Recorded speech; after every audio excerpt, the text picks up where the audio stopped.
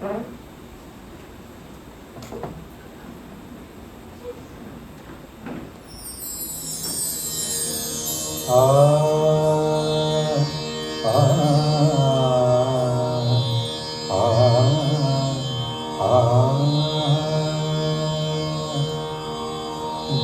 बिना कौन बतावे बात।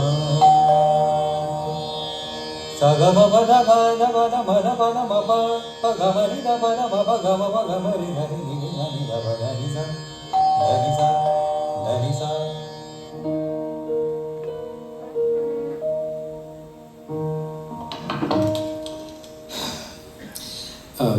Yes, good morning sir. Good morning. किसका काम? आपसे ही मिलना है सर। लेकिन आप सर, मैं राहुल चौधरी, डेली टाइम्स का रिपोर्टर। कल मैंने आपसे फोन पर बात की थी ना। Oh yes yes yes, Rahul from Daily Times. जी सर। एक्चुअली सॉरी सर, मैं अपॉइंटमेंट के समय से 10 मिनट पहले आ गया हूँ, तो आपको डिस्टर्ब तो नहीं किया ना? Oh no no no, it's okay, that's perfectly fine. और वैसे भी समय से पहले चलने वाले लोग बहुत कम होते हैं। क्यों, क्या कहते हो? बिल्कुल sir. Have a seat, have a seat. Thank you sir. तो राहुल, आप क्या लेंगे? आपका इंटरव्यू? अरे अरे, मेरा मतलब ये नहीं है। इंटरव्यू के पहले आप क्या लेंगे? चाय, कॉफी, जूस? नहीं नहीं आदित्य जी, इसकी जरूरत नहीं है। ओह, एज यू विश। लेकिन मैं तो कॉफी लूंगा, हाँ? और वो भी black coffee. Sure sure sir. Okay, तो आदित्य जी, हम शुरू करें? ओह yes yes, of course. Aditya Rawal, इस नाम ने आज लोगों के घर घर में, इनफैक्ट लोगों के दिलों में स्थान ले लिया है। आदित्य जी, केवल 30 वर्ष की छोटी उम्र में आपने शास्त्रीय संगीत और सुगम संगीत की दुनिया में बहुत बड़ा नाम कर लिया है। संगीत के क्षेत्र में श्रेष्ठ गायक के तौर पर आपको अब तक कई सारे अवार्ड्स भी मिल चुके हैं, जैसे कि तानारीरी अवार्ड, सूर सम्राट, सप्तक पुरस्कार जैसे कई। और अभी चल रहे इस 2033 के वर्ष का श्रेष्ठ गायक का राष्ट्रीय अवार्ड भी आपको ही मिलने वाला है। तो आदित्य जी, इतनी कम उम्र में इतनी ऊंचाई पर पहुंचकर कैसा लग रहा है आपको? वेल, सच कहूं तो मैंने कभी सोचा नहीं था कि मैं इतना सफल हो पाऊंगा। मेरे लिए तो लिटरली ये एक सपना ही है, अ गोल्डन ड्रीम। बिल्कुल, लेकिन ऐसे सपनों को साकार करने के लिए भी कड़ी मेहनत करनी पड़ती है, जो आपने करके दिखाया है। मुझे लगता है कि मेरी मेहनत से भी ज्यादा भगवान स्वामी नारायण और मेरे गुरु महंत स्वामी महाराज की कृपा, उनके आशीर्वाद से ही ये सब कुछ पॉसिबल हुआ है। मैंने तो सिर्फ मेहनत ही की है, लेकिन उसका फल देने वाले तो वो ही है। वाह, great great belief. Anyway Aditya ji, वैसे तो आपको पूछने के लिए बहुत सारे प्रश्न का एक लिस्ट में घर से ही तैयार करके लाया हूं, लेकिन यहां आने के बाद मेरे मन में एक नया प्रश्न उठा है। सो उस प्रश्न को मैं भूल जाऊं उससे पहले मैं आपको वो पूछना चाहता हूं। Oh yes yes, sure, why not. Aditya ji, मैं आपके घर आया तब मैंने नोटिस किया कि आपके घर का नंबर 152 मींस 152 है। आपके बाइक और कार का नंबर भी 152 है। इवन आपके मोबाइल नंबर के लास्ट 3 डिजिट्स भी 152 ही है। और मेरे हाथ पर टैटू भी 152 का ही है, ये देखिए। अच्छा। इनफैक्ट राहुल, आप ऐसे पहले व्यक्ति हो जिसने ये बात नोटिस की। I must say you are so smart. Thanks. तो मैं ये पूछ रहा था कि 152 है क्या? आपका लकी नंबर है क्या? हाँ, लकी नंबर नहीं, बल्कि मेरी लाइफलाइन है, लाइफलाइन, ये 152 नंबर। ओह, आज मैं आपके सामने इस तरह बैठा हूं, उसका कारण है ये 152। लाइफलाइन? मैं कुछ समझा नहीं Aditya ji. You know what Rahul, हर एक व्यक्ति के जीवन में कुछ ऐसे पड़ाव आते हैं जब उसके मन में उसके हृदय में, उसके जीवन में, यहां तक कि आसपास सभी ओर उसको अंधेरा ही अंधेरा नजर आता है। आगे का कोई रास्ता ही नहीं दिखाई देता। व्यक्ति अपने आप को कोसता रहता है, अपनी ही नजरों में वो गिर जाता है और आखिर में टूटकर बिखर जाता है। आज से ठीक 12 साल पहले, यानी कि 2021 में, मेरी लाइफ में भी एक ऐसा ही मोड़ आया था। कुछ कर दिखाने की उम्मीदों के साथ और अपना भविष्य उज्जवल बनाने के सपनों के साथ मैंने 12th साइंस की एग्जाम दी। लेकिन क्या उस एग्जाम में आप फेल हुए? नहीं, फेल नहीं हुआ था, लेकिन बहुत शर्मजनक रूप से पास हुआ था। एग्जाम से पहले मैंने कई सारे सपनों का एक महल बना दिया था कि मैं इंजीनियर बनूंगा, पैसे कमाऊंगा और मेरे परिवार के भविष्य को उज्जवल बनाऊंगा, और ऐसा तो बहुत कुछ सोच लिया था मैंने। लेकिन जब 12th साइंस का रिजल्ट हाथ में आया तो वही सपनों का महल पत्तों के महल की तरह पल भर में टूट गया। 85% की आशा रखने वाला मैं जब 37% की मार्कशीट लेकर उदास चेहरे के साथ घर आया, तब मैं अंदर से पूरी तरह से हार चुका था।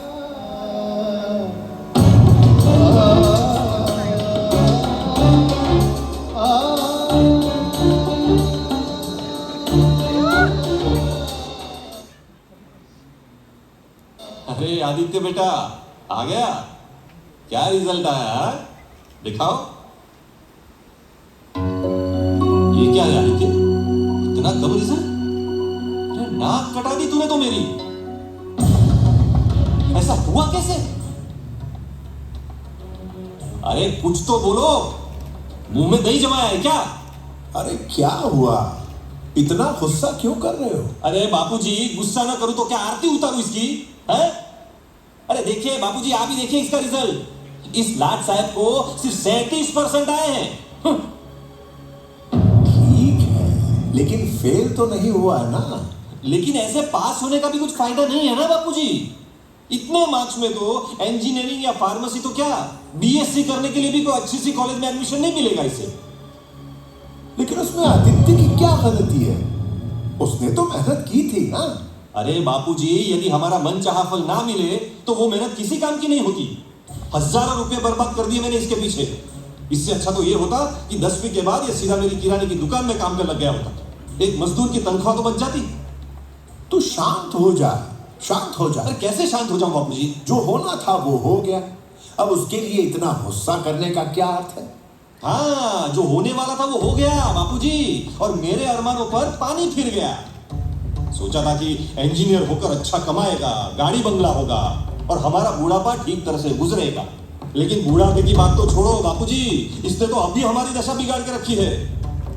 ए सुन, अब आगे पढ़ाई करने की कोई जरूरत नहीं है। कल से दुकान पर आ जाना, समझा?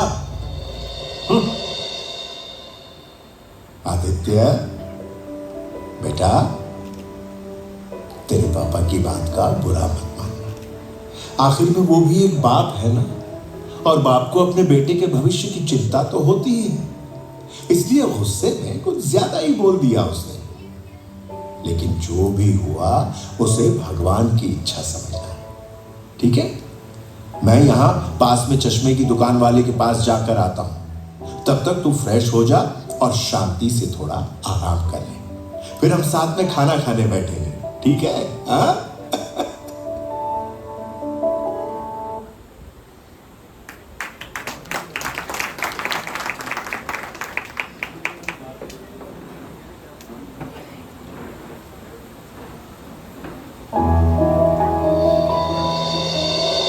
राहुल, उस समय मुझे विश्वास ही नहीं हो रहा था कि मेरे साथ ऐसा क्यों हो रहा है।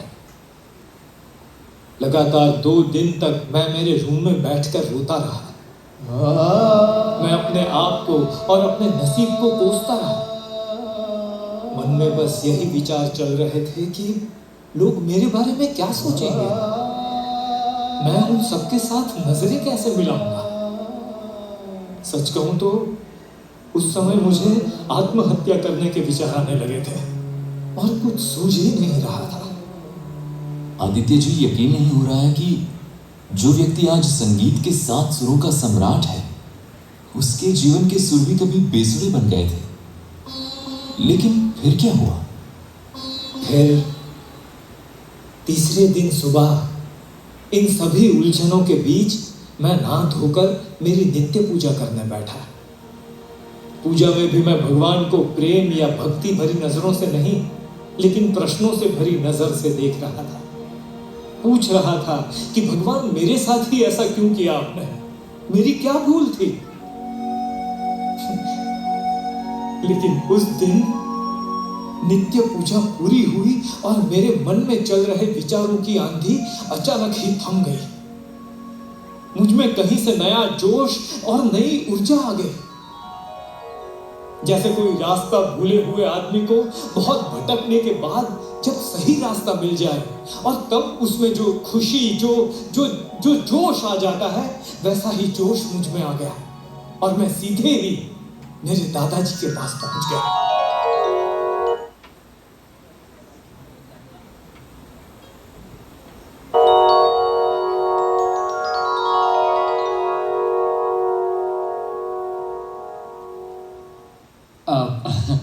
दादाजी। अरे आदित्य, कैसे हो बेटा? आ बैठो बैठो, या मेरे पास आओ ना। मैं तुम्हारे बारे में ही सोच रहा था। लेकिन दादाजी, मैंने सोच लिया है। क्या सोच लिया है तुमने? यही कि मुझे संगीत सीखना है। अच्छा। हाँ, अब तक मैं सिर्फ मंदिर में, सभा में या स्कूल में कभी कभी ओकेजनली ही गाता था।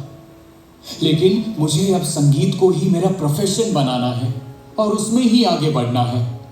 हाँ, मैं साथ साथ बीएससी करके ग्रेजुएशन तो पूरा कर लूंगा, लेकिन करियर तो संगीत में ही बनाना है। तो दादाजी, आप प्लीज पापा को। अरे बेटा, तेरे पापा को समझाने की जिम्मेदारी मेरी। तू जरा भी चिंता मत कर, मैं सब कुछ संभाल लूंगा।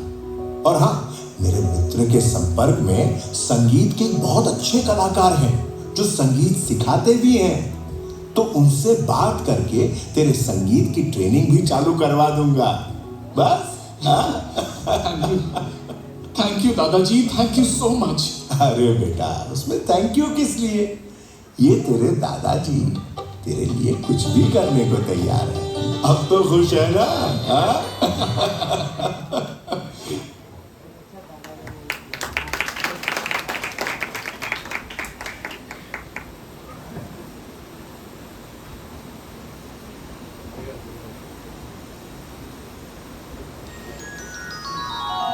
और बस उस पल से मेरी संगीत की दुनिया का सफर शुरू हुआ।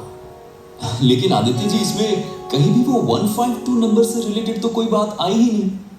उस बारे में बताइए ना। ओ सॉरी, मैं थोड़ा इमोशनल हो गया और उसमें मैं आपको बताना ही भूल गया। I am really sorry. तो राहुल, उस दिन मैं जब पूजा करने बैठा था, तब पूजा के अंत में हमें यानी कि स्वामीनारायण के सत्संगियों को एक ग्रंथ में से थोड़ा पठन करना होता है। सत्संग दीक्षा ग्रंथ, जो मेरे गुरु परम पूज्य महंत स्वामी महाराज ने लिखा है। उसमें से रोज 5 श्लोक हमें पढ़ने होते हैं। और उस दिन पूजा के अंत में मैं सत्संग दीक्षा ग्रंथ पढ़ रहा था और उसमें से एक श्लोक पढ़ने में आया कि भूतम यच्च भवद्यच्च यदेवाग्रे भविष्यति सर्वं तन्मय हितायैव स्वामी नारायणेच्छया। अर्थात जो हो गया है, जो हो रहा है और जो कुछ भी आगे होगा, वो सब भगवान स्वामीनारायण की इच्छा से मेरे हित के लिए ही हो रहा है। मीन्स मेरे भले के लिए ही हो रहा है। वाह, अद्भुत बात कही है इस श्लोक में। हाँ, और ये श्लोक पढ़ा और मेरे मन में विचार आया कि शायद अभी मेरे साथ जो हो रहा है वो भगवान स्वामी नारायण ने मेरा कुछ अच्छा करने के लिए ही किया होगा। तो इस दुख के कारण ही शायद भविष्य में मुझे कुछ ज्यादा सुख मिलने वाला होगा। तो और फिर सारे नेगेटिव विचारों को छोड़कर मेरा मन इस दिशा में सोचने लगा। मुझे पॉजिटिव विचार आने लगे और उससे मुझे एक विचार आया कि केवल इंजीनियरिंग ही क्यों, क्या मैं संगीत में आगे नहीं बढ़ सकता?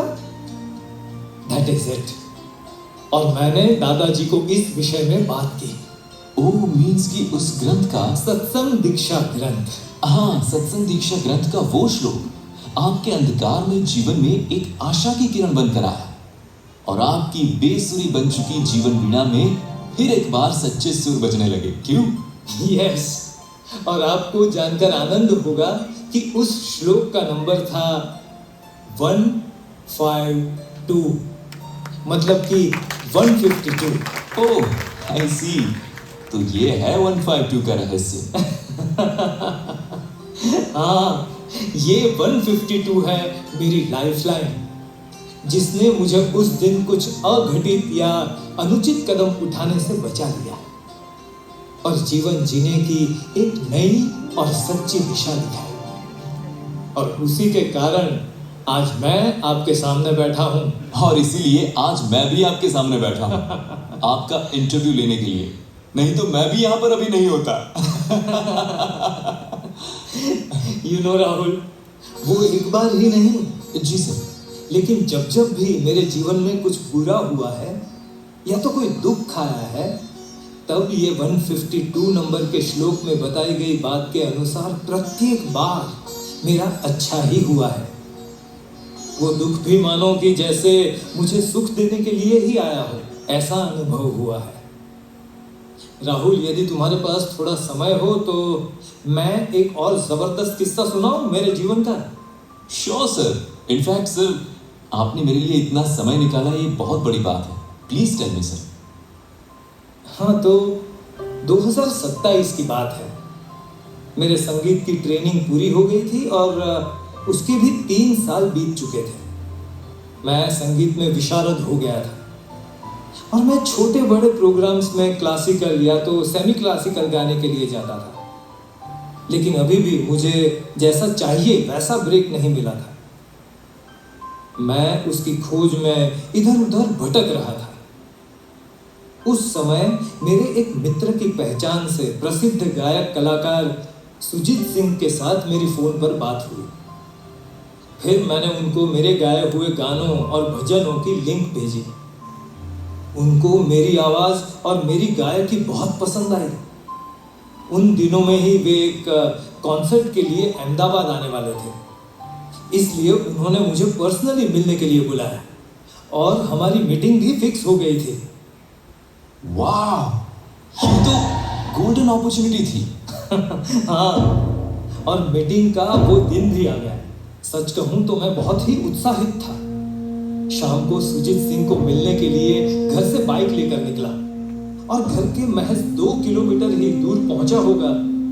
इतने में वहां क्रॉसिंग पर एक बस के साथ मेरा एक्सीडेंट हुआ। मैं बाइक से उछलकर सीधा रास्ते पर गिरा और बेहोश हो गया। Oh my God. फिर जब आंख खुली तब मैं हॉस्पिटल के आईसीयू में था। ओह, हाथ और पैर में फ्रैक्चर हो गया था और कमर में भी इंजरी हुई थी। ओह माय गॉड, यानी कि उस एक्सीडेंट ने आपकी पूरी बाजी को बिगाड़ दिया। हाँ, मुझे भी शुरू में तो ऐसा ही लगा था कि पूरी बाजी बिगड़ गई। हाथ में आया हुआ एक चांस भी रेत की तरह हाथों से निकल गया। लेकिन थोड़े दिनों के बाद मुझे समझ में आया कि उसी एक्सीडेंट के कारण मेरे जीवन की पूरी बाजी सुधर गई है। मेरा नसीब खुल गया है। वाई, ऐसा तो क्या हुआ उस एक्सीडेंट के कारण कि आपके पूरे जीवन की बाजी सुधर गई? हाँ राहुल, हुआ कुछ यूं कि एक्सीडेंट के बाद मैं 40 दिनों के बाद अस्पताल से घर आया। लगभग उसके 4-5 दिन के बाद एक दिन सुबह मेरे घर का डोरबेल बजा। मैंने दरवाजा खोला तो सामने एक व्यक्ति फूलों का गुलदस्ता लेके खड़ा था। उन्होंने मुझे गुलदस्ता दिया और साथ साथ एक कार्ड भी दिया और फिर वो चला गया। मैंने जब वो कार्ड खोलकर देखा तो उसमें एक एड्रेस लिखा हुआ था और मीटिंग की तारीख और समय लिखा था। और सर वो काम किसका था? राहुल, तब तो मुझे भी पता नहीं था कि वो कार्ड किसका है, किस काम के लिए मुझे मिलने के लिए बुलाया है। फिर भी मैं उस तारीख और समय पर उस एड्रेस पर पहुंच गया। वहां गया तो पता चला कि वो किसी रियल एस्टेट कंपनी की ऑफिस का एड्रेस था।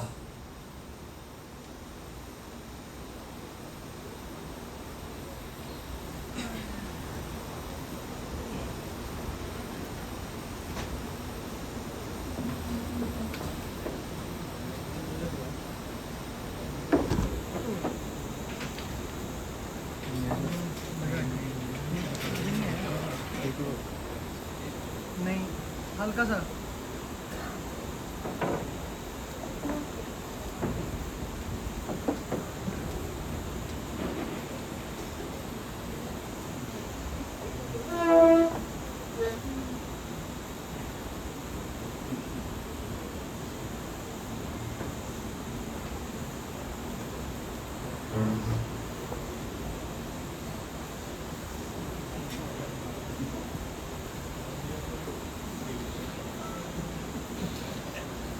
देखो देखो मेहता, मेरी बात पहले ध्यान से सुनो।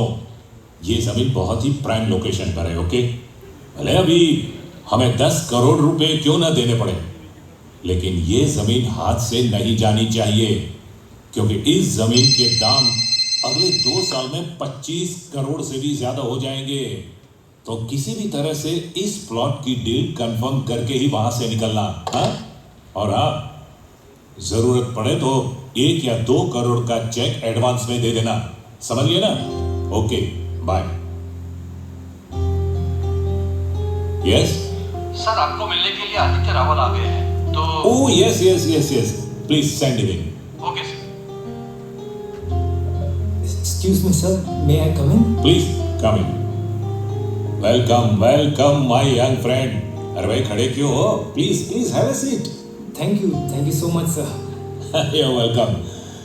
चलो, सबसे पहले तो मैं आपको मेरा परिचय दे दूं। I am Pranav Kumar. मैं इस कुमार रियल एस्टेट कंपनी का मालिक हूँ। और मेरा नाम मैं जानता हूँ, मैं अच्छी तरह जानता हूँ। आप हैं मिस्टर आदित्य रावल, एक अच्छे नो सॉरी, अच्छे नहीं बल्कि बहुत अच्छे गायक हैं। स्टेज शोज करते हैं और एक अच्छे ब्रेक की तलाश में है, राइट? यस सर, लेकिन आप मुझे कैसे जानते हैं और मुझे यहाँ बुलाने का कोई कारण sir? Well mister Aditya Rawal, मैं आपको पर्सनली तो नहीं पहचानता हूँ और हम कभी वैसे पहले मिले भी नहीं हैं, लेकिन अभी थोड़े दिनों पहले आप हॉस्पिटलाइज्ड थे, एम आई राइट? राइट सर, लेकिन आप कैसे? उसी समय हॉस्पिटल में आपके रूम के पास ही एक डिलक्स स्वीट रूम था। वहाँ मेरी वाइफ को 5 से 7 दिन के लिए एडमिट किया गया था। तब मैं कुछ काम के सिलसिले में दुबई गया हुआ था, लेकिन उन दिनों के दौरान आपकी मम्मी की मुलाकात मेरी वाइफ से हुई थी। लगभग रोज आपकी मम्मी मेरी वाइफ के पास बैठने के लिए आती थी।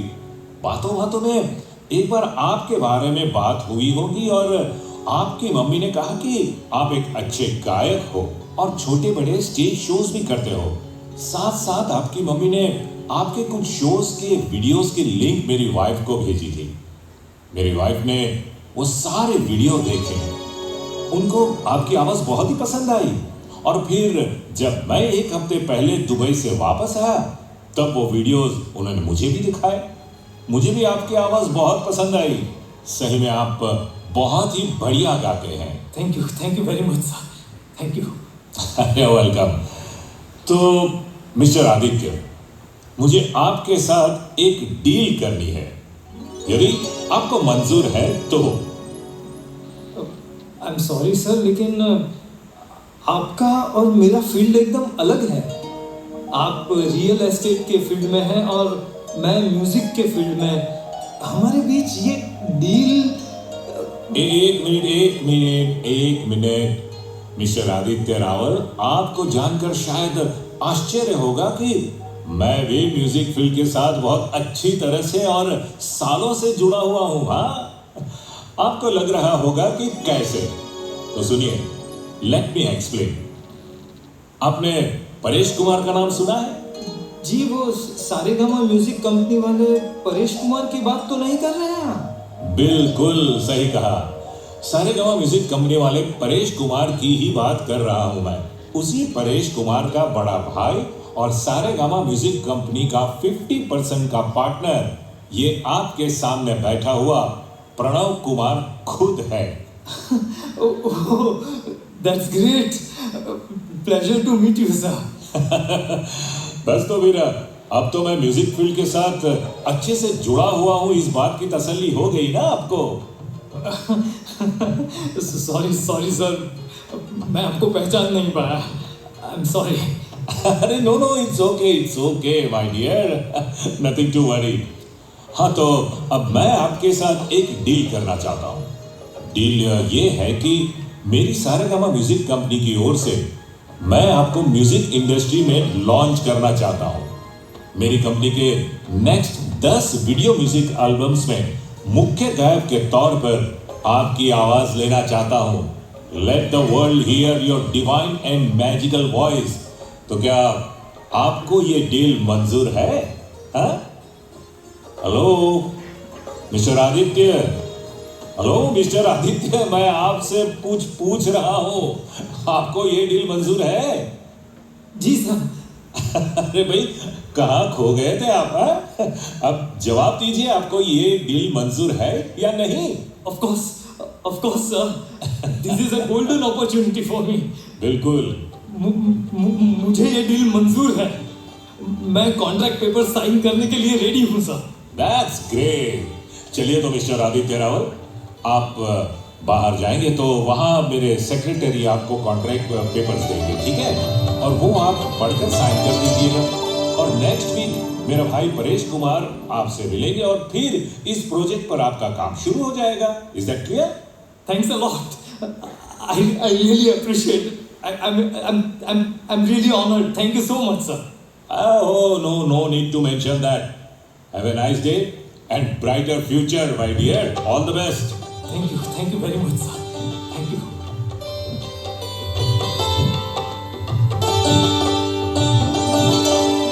हाँ, hello Paresh.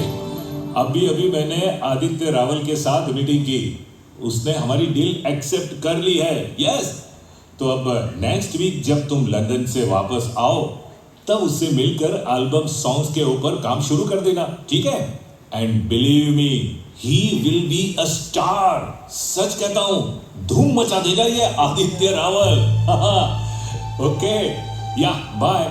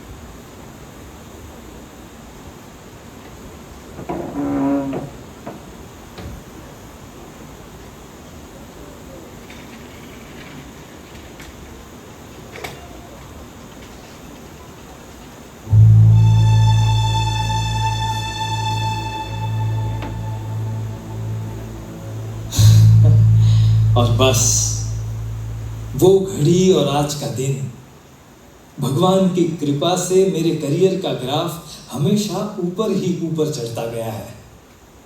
Rahul, just think कि उस दिन अगर मेरा एक्सीडेंट नहीं हुआ होता तो मैं अभी सुजीत सिंह के साथ उसका साथी गायक कलाकार बनकर स्टेज शो ही कर रहा होता।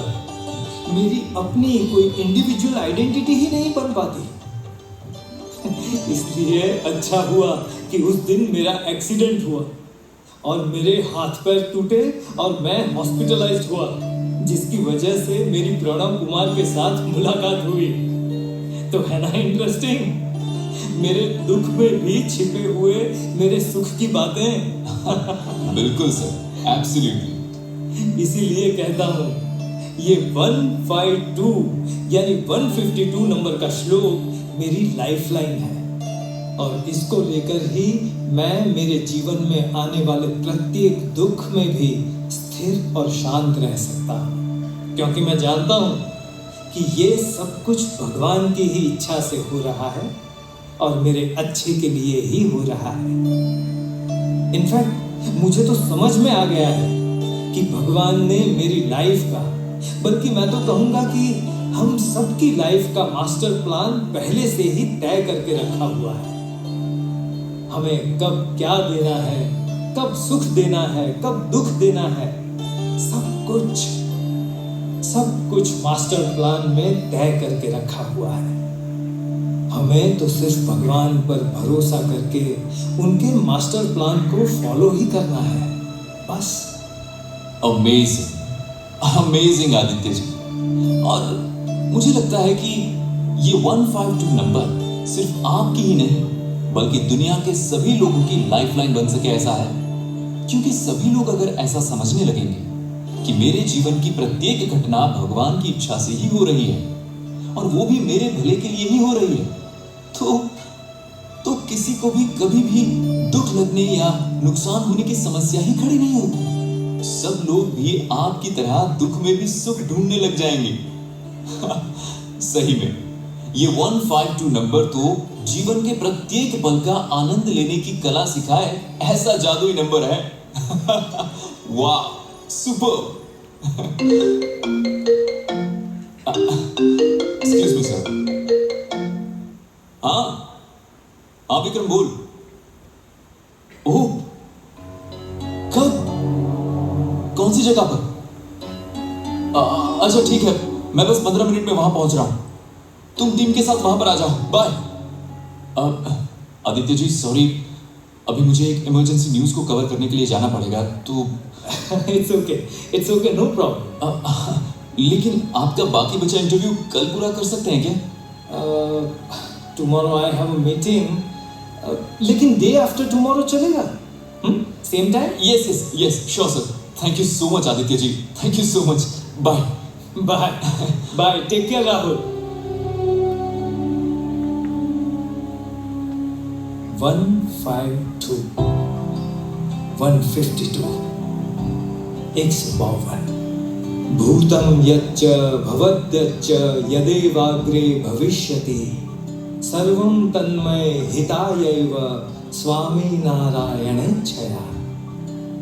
जो हो गया है, जो हो रहा है और जो कुछ भी आगे होगा, वो सब भगवान स्वामीनारायण की इच्छा से मेरे हित के लिए ही है। हाँ, जो भी होगा वो मेरे भले के लिए ही होगा। थैंक यू महान Swami Maharaj, thank you so much. मुझे मेरी ये लाइफलाइन